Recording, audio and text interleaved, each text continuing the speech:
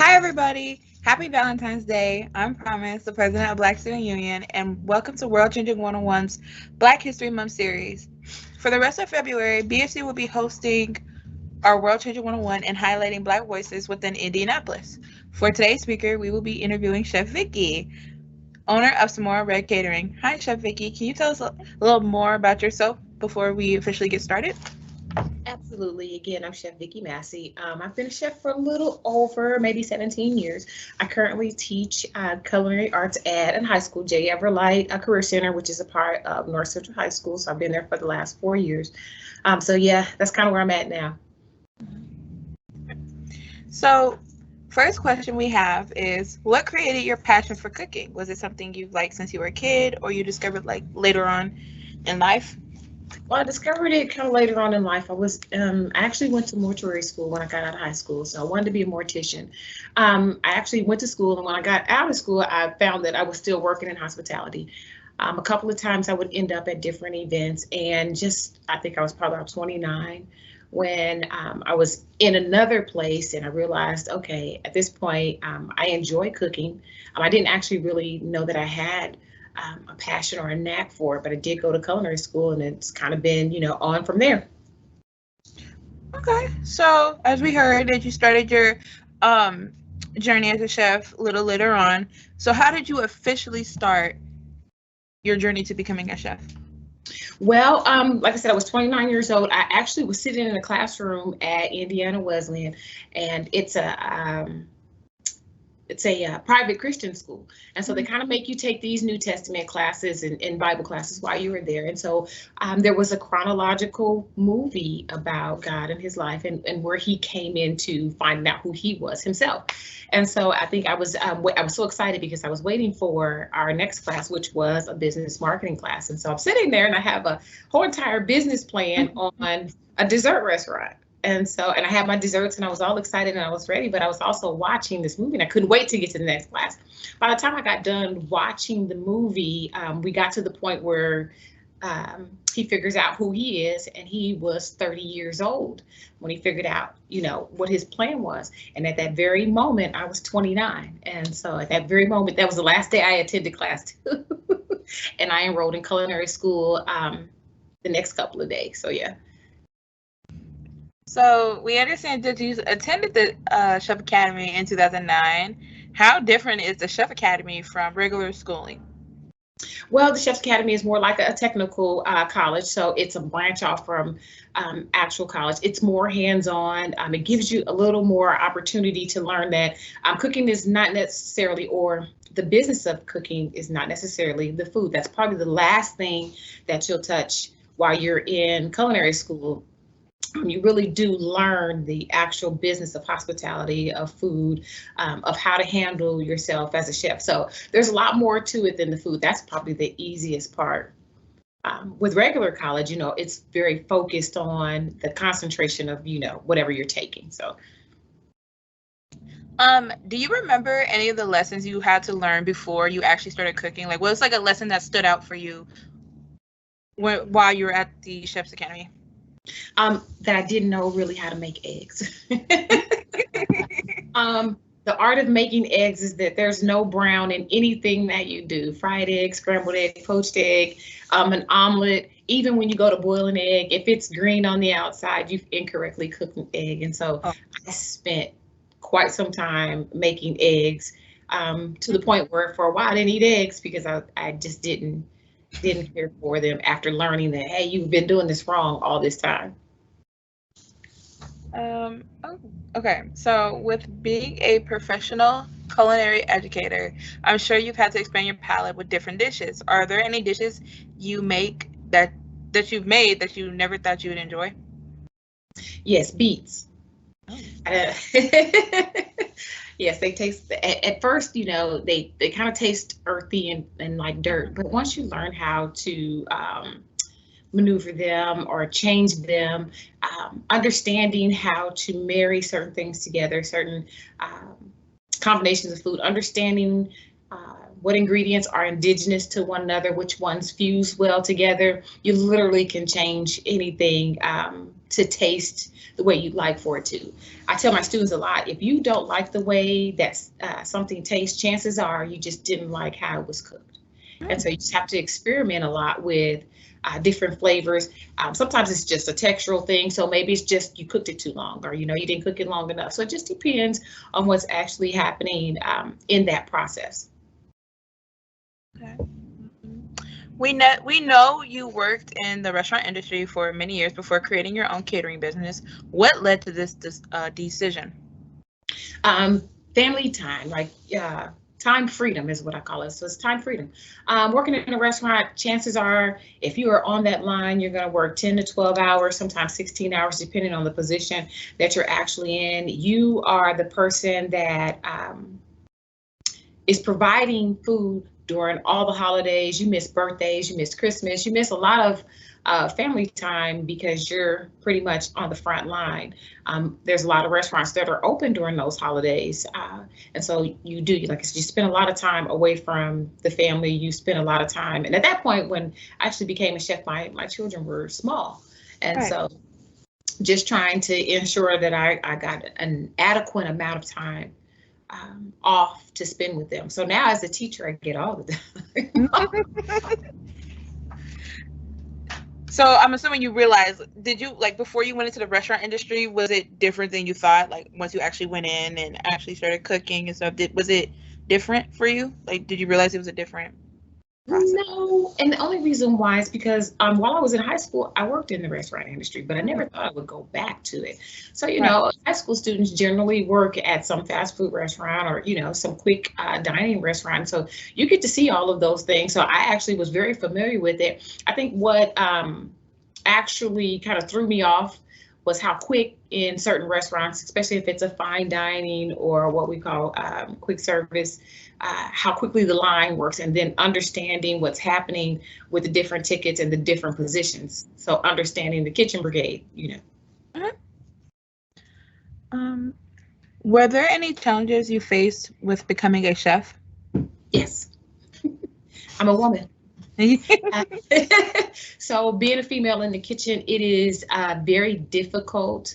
Also being an African-American person in the kitchen, it's very difficult because your knowledge is tested quite frequently. Also, just your endurance and stamina is being tested all the time, especially as a woman. A lot of times they are kind of seeing if you're gonna cry. Yeah.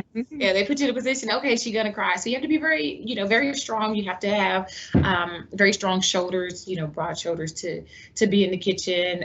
It is very stressful. So it's not for the weak. You mentally have to be ready every time you go in because you never know what is going to happen. But as a African-American female chef going in the kitchen, being that double minority, you're always, no matter where you go, you're going to just be tested. Especially until they know what you can do.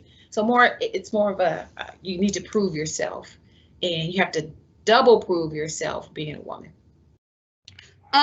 Speaking of that, do you have any maybe advice for those who any minorities who are entering the cooking world, the culinary arts world? Do you have any pieces of advice you can give them as you've had your experience? What would you give to aspiring chefs? Education. You can only go so far, and I've always looked at chefs or cooks that they go to YouTube or they may go to a TikTok video, whatever it is, to learn certain techniques, but overall those are trends, and so always go back and educate yourself. Those things will fade, so you need to have a strong foundation to be able to stand on your own. So I always stress education, certifications, just quick classes here. Some of the organizations that I belong to, they offer certifications and just different kinds of classes in order to build your skills. It may not be a 2-year college degree. It may just be a certification. It may just be I take a class here or there. I've actually had some chefs come to me or aspiring cooks come to me just to learn, basic sauces or knife skills or something that, they lack or they knew that they lacked when they got out here in the industry. So, as a Black chef, do you believe we have enough Black-owned fine dining options? No, I don't think that we have any actually. A lot of the establishments um, are more or less, again, just kind of your mom pop kind of things. They're still serving traditional food. The aspect of fine dining is very technical. And so at this point, I don't believe so. Um, we have some that are aspiring to be, but again, it's a growing thing, and it's also an educational thing. So you just have to find your niche in the market. And so maybe one day that'll be me. I'm actually wanting to do something, fine dining. We also understand that you are an educator in culinary arts. Can you care to tell us how a cooking class operates? Yes, well, I teach a 3-hour class. I teach 2 3-hour classes at J. Everlight, and they are considered dual credit classes. So ultimately, I teach the Ivy Tech program to high school students, which allows them to get and earn college credits from Ivy Tech. And they don't necessarily have to be towards a culinary degree, but it's always that option to take those credits and use them over in the culinary program. But literally, it's theory, and then there's practical knowledge. There's a certification that goes along with it. We teach them ServSafe, which is our safety and sanitation, and that's where that industry-driven certification comes from. And then once they leave the program, they're technically job ready without a college degree, because we've taught them pretty much the entire curriculum from Ivy Tech. So if you want to finish that out, or you want to finesse or fine tune your skills, then college would be the next route. So how do students sign up for this type of class? So they have to be students of North Central High School, or they have to be students of one of the, I think it's 8 schools that filter in to our program. So we do have some students that come from sending schools. I know it's Fishers, Hamilton Heights, Zionsville. Those schools filter in, but you literally just, once you are a junior or senior, you can sign up through your counselor to come and take the class. And again, it's in our Career Tech Center, so there's other opportunities there as well, outside of just my culinary program. Oh, okay. So what is your signature dish? I don't actually have a signature dish. And the reason I say that is because I've learned over the years, if you leave yourself in one place, or you say you cook Italian food, or Alfredo is my dish, that's where they're going to leave you. They're going to leave you in Italy. And so I don't want to be just left in Italy. I don't want to be a soul food. I don't want, so I because I have the ability to cook all. So right. Yes, I'm multifaceted when it comes to that. So I don't limit myself to any one dish. So do you come from a family of good cooks? And what is a dish that you make that you can remember from family dinners? Yes, my grandmothers, both of them were great cooks. Making sweets was one of those things that my grandmother always did. So when I would come to her house, there would always be chocolate chip cookies. And I figured I was going to figure out how to make this chocolate chip cookie. And it's really close. So every time I eat this cookie, I'm like, great, this is great Grandma Bush's cookie. Also, she always made this great potato salad.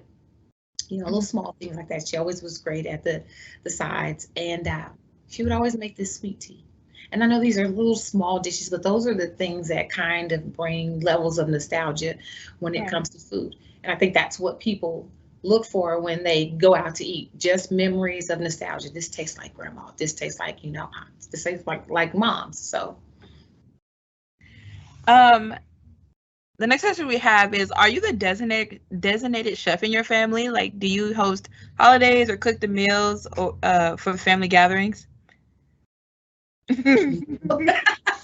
No, I almost I shy away from that, because during the holidays, and even when I go and visit friends out of town, I always tell them I am not the chef. I am on vacation. This is the holiday. This is for you guys.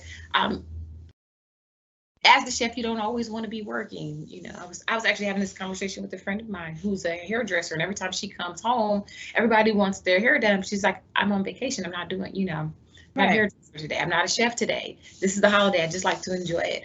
I think sometimes they do that uh, just because they may not want me to criticize. Um, but sure enough, I'm not going to criticize. I'm just going to be happy that you made the food and I didn't have to. Let me see. Oh, okay. So what is your favorite dish to make of all time? Probably chocolate cake. And I know that's not a dish, but Mhm. I'm very much a sweets person. However, I don't really do sweets. I found myself in that realm, but if I really had to think about a dish that I really enjoy, it's something called asabuco, and it's like a lamb shank. So it's braised and it's got this lovely gravy that goes to it. And then there's pompourri, which basically is a version of a mashed potato, but savory dishes, things that, you can add a gravy to, things that you can almost feel when you eat. So I don't know that there's just one favorite dish. Right. What makes your chocolate cake special, and do you share recipes with others? Absolutely, I share recipes with others. I don't have an issue with giving, all of the information I have. Mhm. Because I want everybody to be great. And as far as my chocolate cake is concerned, I think it's just that I spend a lot of time kind of researching the chocolate to use and spending time understanding the temperature of the oven and, how to just kind of handle it. Cakes and food itself. The more you spend time understanding it, the more you expand on it. So with the chocolate cake, what makes it so special is literally just the chocolate that I use. So. Okay. What chocolate do you use? It's a French and promise I'll send it to you. Thank you. That question, I will send it to you because it's a French brand and I'm gonna have to type it out for you. Thank you. Okay. Let me see. What is your favorite spice to cook with, and why? So with spices, those are probably the last resort. Most chefs actually start building flavors from the ground up, meaning that we start with fresh onion, fresh garlic, fresh herbs. Then we build with salt and pepper, and then herbs that are spices that we would use then would just build from there. But if I had to give you one, it would be garlic powders, so granulated garlic, and then you just kind of build from there. What would you consider the hardest food you've ever made? Eggs. And I know that's so simplistic, but again, eggs and rice. Rice is another one that is very tricky to make. Proteins and things like that, they kind of fall into what they are. But yes, it always seems to be the most simplistic dish that gives you the most trouble. Okay, so would you ever be interested in going on shows such as like Chopped or Cutthroat Kitchen? I get asked that all the time too. Possibly. I have competed in competitions here locally. I just don't know if the stage fright would catch me, but have been interested because I'm like, well, that's probably the next step. But I think what's holding me back too is losing. So I don't want to be the first one kicked off the show. So for stage fright. But outside of that, absolutely, if the opportunity arose, I would take it. So, is there a celebrity chef you like or feel would be a good mentor? Yes. She's not as known as I would like for her to be, but it's Mashama Bailey. And she's out of Savannah, Georgia. She owns a restaurant called The Gray. And she does a twist on soul food. So she basically is a farmer's market kind of chef. She, sources all of her things fresh. I love the concept of her restaurant. It's actually in an old, what used to be segregated bus station. Ooh. And yes, so one day I'm going to get down just to see Miss Michelle. But yes, she's very earthy and ethnic. And so when you see her, you just know that whatever she puts her hands on is going to be good. What are some cooking skills that you would recommend to your aspiring chefs? Well, here in the Midwest, of course, Ivy Tech, but also the Culinary Institute, or Culinary Hospitality Institute of Chicago, called CHIC. There's also the CIA, and then JWU, Johnson and Wales. So those are the top ones at the moment.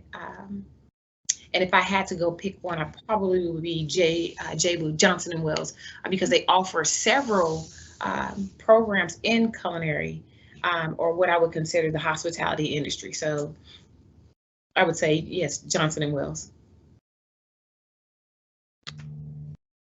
What's some word of advice you'd give to students who have a passion for cooking, but don't believe they are that good at it? Trust what you know, Mm-hmm. and just go for it. A lot of times people attribute cooking to being something like, really hard to do, and it's not. It's more of a perception. So while you're in the kitchen, what you read in the recipe and what I read in the recipe will be two different things. Just trust what you know, trust how you feel, because it will lead you to where you need to go. I have a couple of students right now, they all want to go do this. I'm just taking your class because I have 3 hours in my schedule, but then find that they have a knack for baking, or find that they have a knack for cooking. And so it's now being opened up. So don't rule it out. Also, look at it as a seed to another opportunity, because you never know where that can lead you. Being a chef is not just being in the kitchen, not just cooking. There are so many aspects of hospitality and the cooking industry that you can pretty much go anywhere. I have a couple of friends that are NFL chefs, have some that, working with the NBA and during All-Star. We're doing lots of different things as far as athletic training and nutrition. So there's culinary science. There's so many different things that you can actually go into. So if you're good in science, there's actually a field for culinary science. So there's lots of things. Even if you like fashion, right? Someone's got to design these chef jackets. They don't just pop up out of the, so yeah. Hold on, let me see. Much of what we learn at Sheriff speaks to learning about our soft skills. What soft skills do you think are best for a career in culinary arts? Customer service, patience. So having good customer service, being able to relate and talk and chat with your guests, being able to offer an experience, not just a meal. So you go in, hey, welcome to wherever you are, and it starts in the front of the house all the way to the back of the house, so customer service from beginning to end. Is there a food you have came across that you would never eat and would never cook? Yes, while I was in culinary school, of course, we had to eat a lot of different protein, and one of them was snake. Ooh. Yeah, when they brought it in, I looked at it, and that was probably the one day that I didn't cook, didn't touch anything. Still haven't, won't. So did you have to taste the snake? I'm curious, because I'm wondering, what does snake even taste like, or I don't know. I don't know. Everything tastes like chicken, according to, I that was the one I wasn't tasting anything. I have this thing about snakes. So when they brought it in, I was already, I don't care that it's dead. I'm still slightly afraid of this. And then, I just had my theories about it. I was like, I'm not eating that. So, yeah.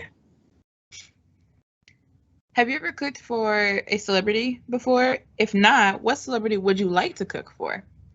I actually have. I have been the caterer for quite a few concerts that come to Indy. The last one was Raheem DeVaughn, Life Jennings, and Nivea. Actually, I was supposed to today be cooking for Case and Vivian Green, but that show got canceled. But yes, I have. Have they asked for anything that's been kind of something you've never done before? Has it been a challenge to cater for celebrities? Raheem DeVaughn was probably the most challenging, only because he's vegan and he requested things that may not necessarily be readily available. and they requested it last minute. So just vegan cooking, making sure that you're using vegan butters and there are no animal products being used, and ensuring that you keep those things, separate from the meat eaters and other animal-based products. So it was difficult with that, even down to finding certain snacks that he requested. There was just, yeah.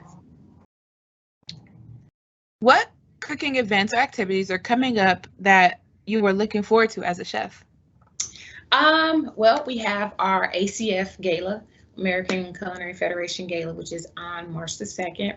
I, as a culinary educator, am being honored along with my students that day. There's also a competition that we are participating in as well on that day. I've also been nominated as Educator of the Year, so Culinary Educator of the Year. So we'll find out what's going on with that. We also have the food fight coming up. Food fight, I believe, is next Friday. Mm-hmm. So we compete with other schools. My students, I have 3 students that are now going to state. We won 1st, 2nd, and 5th in Skills USA. So we'll be going to state. Then we also have Pro Start, which is another competition that's coming up, and it's on March the 1st. So I have a busy month with competitions. My students are doing very well. So I'm just looking forward to us going to nationals, if we go to nationals, and we're going to Atlanta. So yeah. Yes. So what does the food fight entail? I'm curious. So the food fight ultimately is just a fundraiser that is held by Westminster. They have a food bank, and a lot of times they're doing certain little fundraisers in order to fill the bank for the year. This usually has about 4 to 5 different schools that have culinary programs come in. They pick a mystery item, and we just produce an item based on those ingredients. This year's mystery item is split peas and spaghetti. Ooh. Right. And so they told us in advance, so we know exactly what we're going to make with that. But yes, so it's, we're going to do a split pea BLT taco. Ooh. So basically, we'll take that split pea, we'll make it into the shell will be the split pea will be the shell, and then we'll just build from there. So. Okay. Well, we thank you, Chef Vickie, for taking the time out of your busy schedule to speak with us today. Church is highly appreciative of your presence today. Blue Devils, please tune in next week for another World Changing 101. Bye. Happy Black History Month. Bye.